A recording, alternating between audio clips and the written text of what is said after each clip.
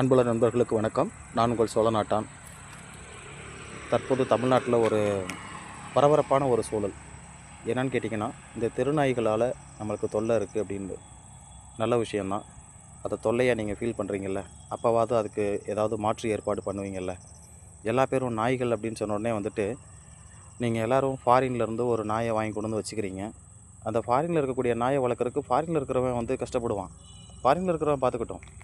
நீங்கள் உண்மையாகவே வந்து ஒரு உயிரை நேசிக்கிறதா இருந்தால், ஏன் அந்த உயிர் நேசிக்கிறதை இந்த உள்ளூர் உயிர்கள்ட்ட நீங்கள் காட்ட மாட்டேன்றீங்க? எல்லாருக்கும் வந்து பார்த்திங்கன்னாக்கும் கௌரவம்னு ஒன்று இருக்குது. இந்த கௌரவத்தினால ஒரு ஆணியும் பிடுங்க போகிறதில்ல.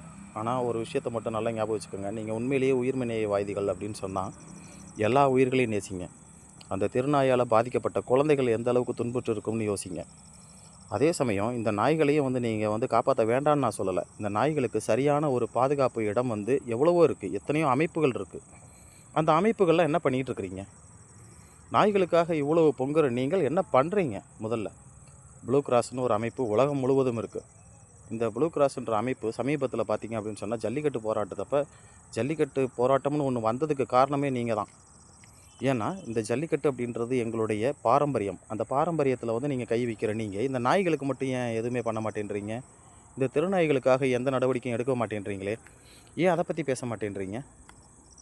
ஏன்னா அந்த தெருநாய்களால் வந்து பார்த்திங்கன்னாக்கும் எந்த விதமான லாபமும் இல்லை. உங்களுக்கு லாபமெல்லாம் வந்து பார்த்திங்க அப்படின்னு சொன்னாக்கும் மிகச்சாதாரணமாக இருக்கக்கூடிய நாய்கள்கிட்ட உங்கள் அக்கறையெல்லாம் கிடையாது. எதெல்லாம் ரொம்ப காஸ்ட்லியான வருமானம் இருக்கக்கூடியதோ அதில் நீங்கள் வந்து காட்டுறீங்க. அதை எப்படியெல்லாம் நீங்கள் வருமானம் பண்ணுறீங்க அப்படின்றத வந்து நிறைய பேர் வந்து சொல்லிக்கிட்டு தான் இருக்காங்க. ஆனாலும் இந்த மக்கள்கிட்ட வந்து நீங்கள் ஒரு புரிதலை ஏற்படுத்தாமையே இருக்கிறீங்கன்றது தான் வருத்தமே. இந்த இயற்கையில் வந்து பார்த்திங்கன்னா எந்த உயிரையும் தவிர்த்துட்டு எந்த உயிரும் வாழ்ந்து விட முடியாது. இன்னொரு விஷயம் நல்லா ஞாபகம் வச்சுக்கோங்க. தமிழர்கள்ட்ட ஒரு பண்பு இருக்குது. பிறப்புக்கும் எல்லா உயிர்க்கும் என்று எங்களுக்கு பாடி வைத்து விட்டு போன வள்ளுவனின் பாதையில் வாழ்கின்றவர்கள் நாங்கள். அதனால் எங்ககிட்ட வந்துட்டு திரும்பி எங்ககிட்ட ஒரு அரசியலை திணிக்காதீங்க. அரசியல் நாங்கள் பண்ண ஆரம்பித்தோம் அப்படின்னு சொன்னாக்க இந்த உலகம் முழுமைக்கான அரசியலாகத்தான் இருக்கும் எங்கள்கிட்ட. அந்தளவுக்கு வந்துட்டு நாங்கள் முன்னேறிய ஒரு சமூகத்தினர். அப்படி இருக்கும் பொழுது நீங்கள்லாம் வந்து என்ன பண்ணுறீங்க அப்படின்றத நீங்கள் தெரிஞ்சுக்கிட்டு தான் பண்ணுறீங்களா இல்லை அப்படின்றது எனக்கு புரியலை. ஆனால் ஒரு விஷயம் மட்டும் நல்லா ஞாபகம் வச்சுக்கோங்க. எல்லா உயிர்களையும் நேசிக்கிறவங்க இங்கே இருக்கக்கூடிய திருநாய்களையும் நேசிங்க, தப்பில்லை. ஆனால் அதை எப்படி நேசிக்கணுன்றதை கற்றுக்குங்க. மற்றவங்களுக்கு பாதிப்பு இல்லாமல் நேசிங்க.